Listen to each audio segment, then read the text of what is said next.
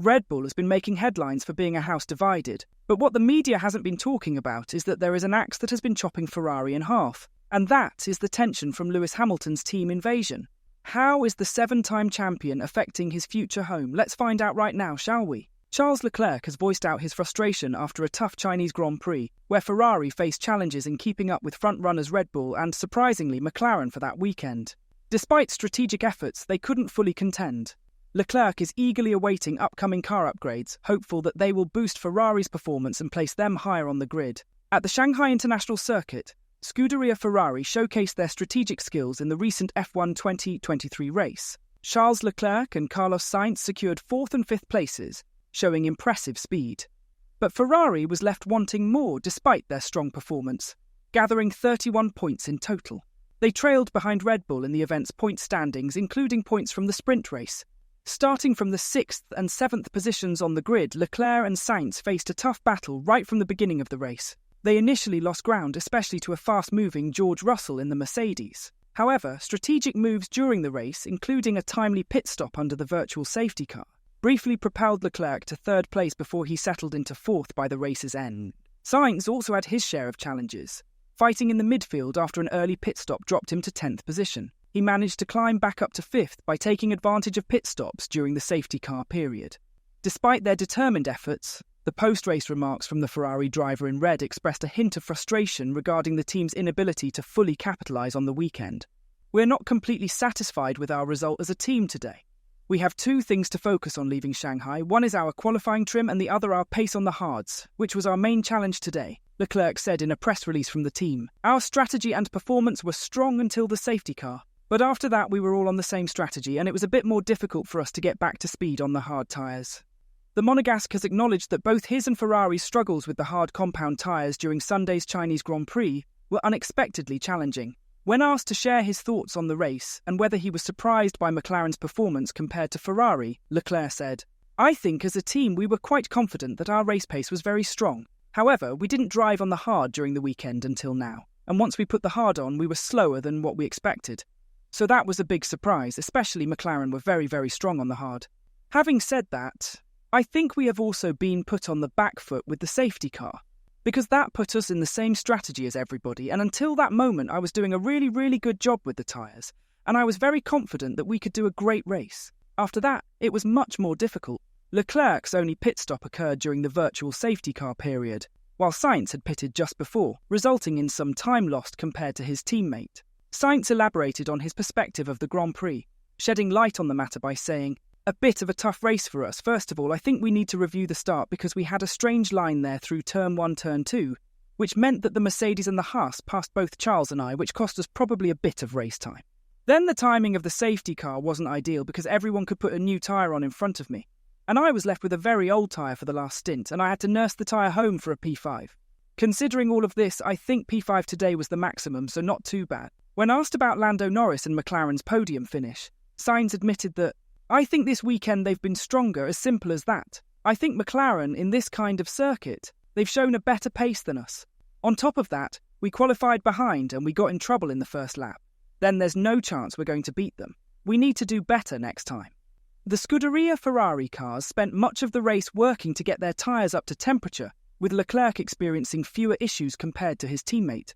But by the time the tyres reached the optimal temperature, they had already degraded significantly, leading to subpar performance. This showed untapped potential in the Italian team's machinery during the last weekend's race. "What will be essential is the upcoming upgrades, as they will define the direction we will take for the next part of the season," he added.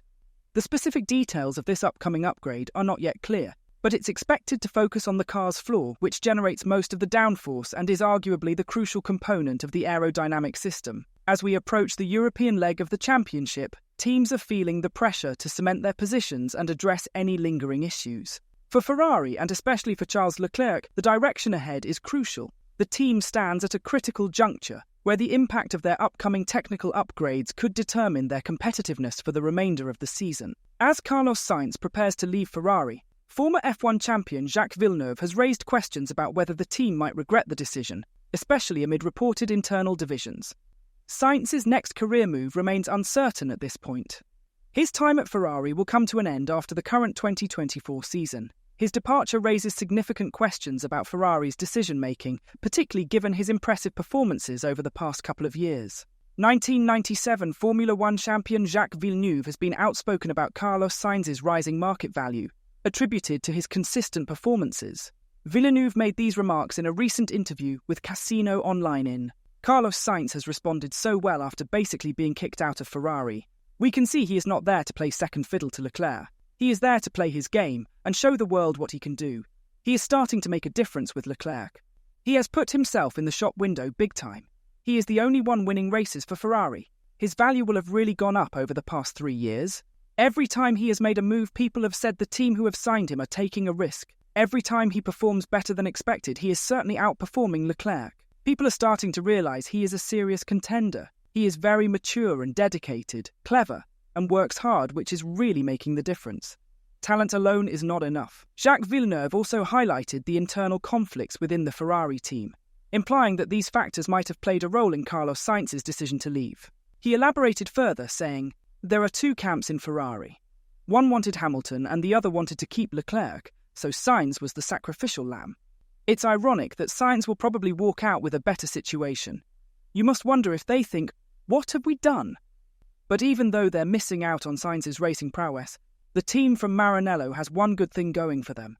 Could they be the answer to the current dictatorship in Formula One?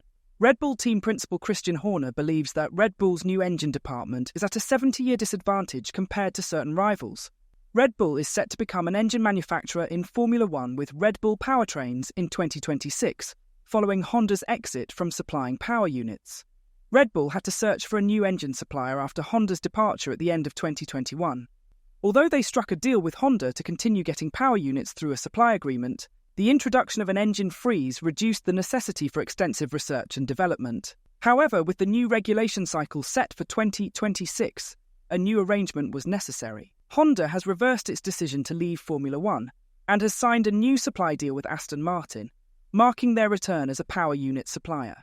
In response, Red Bull had to take actions to safeguard its competitiveness without relying on Honda's partnership. Red Bull has set up its own engine department called Red Bull Powertrains and has partnered with Ford.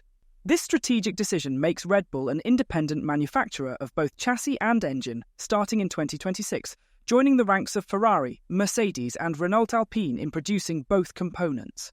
As a result, Red Bull will no longer depend on being an engine customer. Christian Horner of Red Bull found humour in the substantial task of developing a new power unit from scratch for Red Bull powertrains. He highlighted that some of Red Bull's competitors have been building their own engines since they entered Formula One. Horner compared this with Ferrari's extensive history, noting that the Italian manufacturer has been creating its own engines since 1950. I mean, we're on a steep learning curve, where we've got 70 years of disadvantage to Ferrari. But we've got a great group of people. We're applying the same philosophy as we have on the chassis to the engine. It's a different challenge. With the engine, there are no guarantees and there's no knowledge of where anybody else is with these new regulations. Christian Horner emphasised the engineering challenge that all manufacturers face for the 2026 season. He mentioned that Red Bull Powertrains doesn't have a blueprint to begin with. It's a clean sheet of paper and we don't have the benefit of an existing engine to learn from, he said. From a cost cap perspective, that's a disadvantage. But then, at the same time, we don't have a distraction of the current engine and the reliability fixes and so on that are having to be dealt with there. Christian Horner mentioned that despite the challenges, Red Bull Powertrains is meeting the targets set for its development cycle and performance expectations. He noted that the power units are required for on-track use in about 20 months, indicating progress in the development process. I guess we're only really going to see in 2026, but we're meeting our targets at this point in time, he said. With just under 2 years to run, if I look at the progress we've made in the last 2 years from almost a standing start, it's been very impressive.